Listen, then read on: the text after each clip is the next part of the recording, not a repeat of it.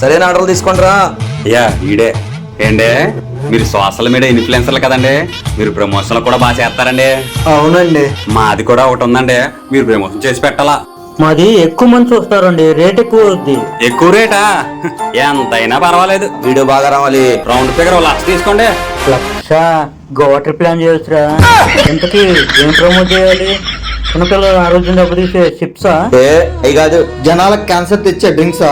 అబ్బే అవి కాదండి. చిరిగిపోయిన బట్టలు లేటెస్ట్ మోడల్ అని చెప్పి అమ్మేస్తున్నారండి. అదేంటి కాదండి, ఈయన మా ఊరు మున్సబ్బు, ఈయనకి 5 ఎకరాలు ఉంది. ఆ 5 ఎకరాలన గంజాయి పంట వేసాడు.